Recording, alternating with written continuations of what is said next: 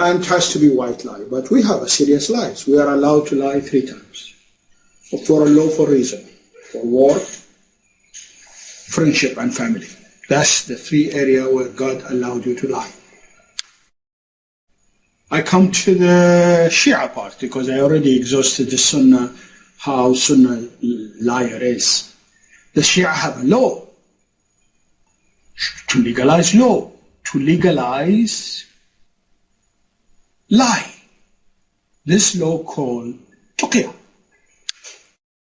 Peace of Christ to all. As you see, I wanted as a start for the new series of videos we will make about Islam to show you from the beginning that Muslims are allowed to lie. And the reason I wanted to show you this, because many of you, they might think that asking Muslims about Islam is going to give you answers. Simply, as you heard yourself, Muslims are allowed to lie in 3 cases. They are allowed to lie to their wife, to their friend, and to their enemy. Now, the question, what is left? For us as a Christians, we are under the category of enemies. Islam divided the war or the land to two lands, the land of war and the land of peace, al-harb and al-salam. Al-harb, which means the land of war, is everywhere where Islam is not controlling the country or the land, where people don't worship Allah and they don't accept Islam as a law. So any country, if you are one of those countries who don't accept Islam as a law, you are in the land of harb, which means the land of war, which means the Muslims, they are in war with you. So don't make Muslims fool you saying we fight only those who fought us. Muhammad, he never fought the one who fought him, he fought the one who never fought him. As an example, the Roman never fought Muhammad, same as the Persian, same as the Egyptian, same as the Ethiopian. He sent letters saying either you accept me or I'm going to send my army to attack you. But in this video today, we will concentrate in lying in Islam before we start our presentation for Islam. So we can say this is a part of the introduction, because we need to understand the people we are talking to before we talk to them. So always you put in your eyes that Muslims, they lie. They lie legally, lawfully, according to their God. And we will show you that from their Quran. We heard this man in the video saying that the Shia, which is an Islamic sect, the Muslim Sunni didn't approve. He said that the Shia is the one who practice a law, it's called Takijja. The fact, Takijja is not for the Shia. Takijja is something have to do with both of them, regardless if they are Shia or Sunni. This is the word, I will show you the word Takijja in here, and you will see how this word, it's part of both faiths, not part of the Shia alone or the Muslim Sunni alone. Both of them, they practice it, and it's part of the Quran, and Allah himself, he ordered it. So when a Muslim, he say that this is only for Shia, simply he is lying, because already, how we can trust him? He already said we Muslims in general, we are allowed to lie in 3 cases. So in any way, we will not trust a Muslim saying to us anything no more. This is the word as you see in front of you in the screen. So what the word Takijja mean? What this word exactly is talking about? Simply, this word is, it means a protection. It means protection.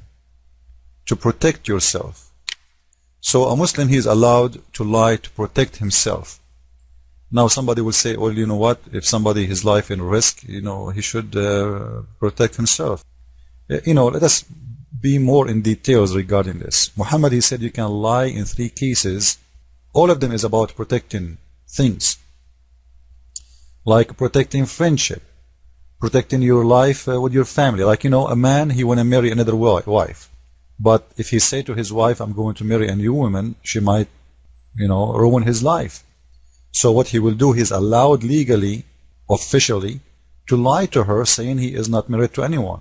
In the same time, he will be sleeping around with different women. Same as a friend.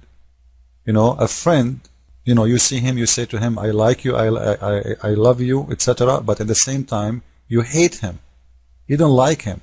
So, if you have a benefit with him, maybe you have a business with him.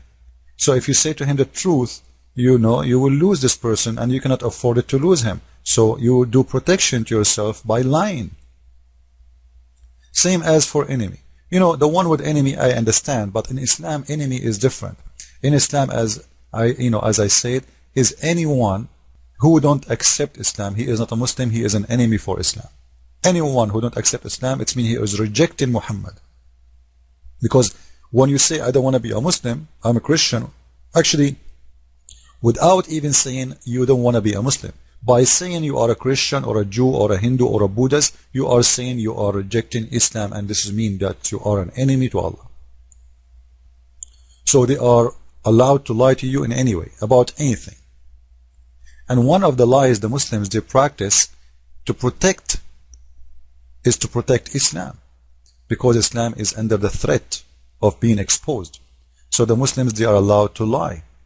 And this is what this man in the video, he was talking about, that they can lie to you to protect Islam, to protect Muhammad. This is chapter 3, verse number 28. I want people to remember those numbers. Chapter 3, verse number 28. You will see in here Allah saying to the Muslims and teaching them about lying. He is saying the following. If you read with me, it says, let not the believers take the believers out not to take the hypocrite Abdullah ibn Ubayd and his companion and disbeliever, the Jew, for their friends. So they became, so as to become mighty and honorable. So simply, what this verse, you can read yourself. It's forbidding Muslims from taking non-Muslims as a friends. Now, all of us, we heard many times Muslims saying to us, I have a Christian friend. Or we hear an American guy saying, I have a Muslim friend, he's very nice.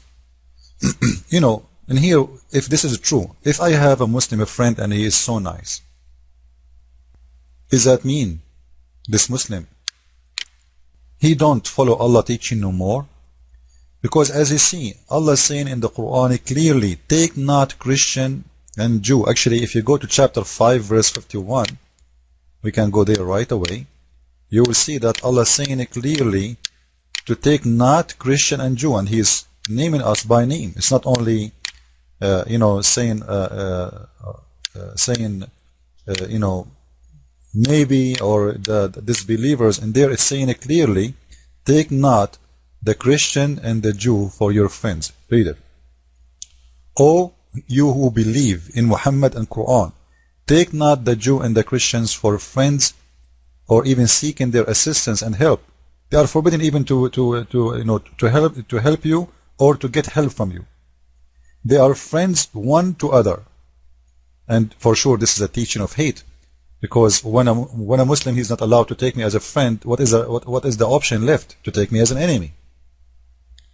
And you will see in here, Allah is threatening those that the one who don't listen to Allah, who take a Christian and Jewish as friends, Allah is threatening them for their safety, which means you will be killed if you take a Christians as friends.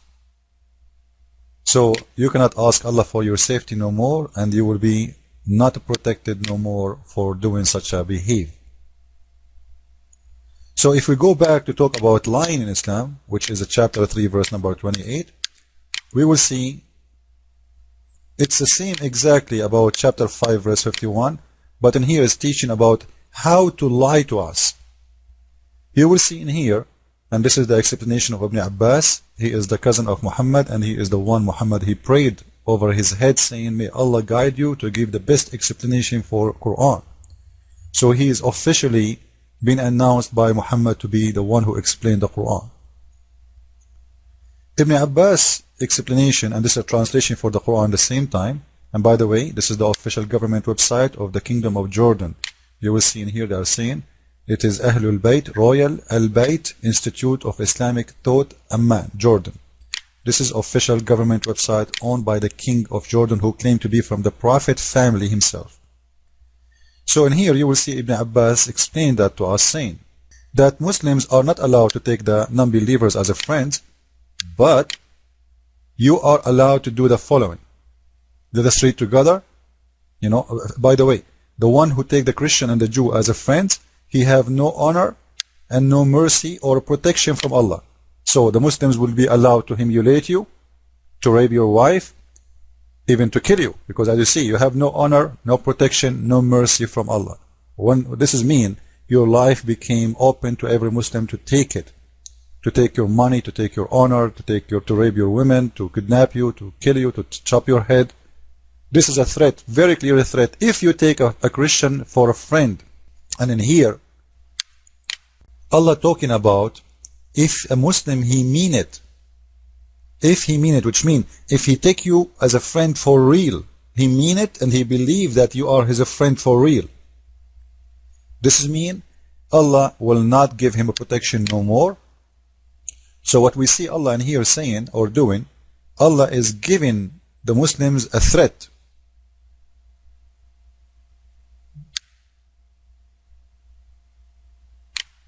You see, Allah is threatening the Muslims. If you do take them as a friend, I will take my protection from you, and this is mean your life and your honor, will be threatened. As you see, you will have no mercy, no honor, and no protection.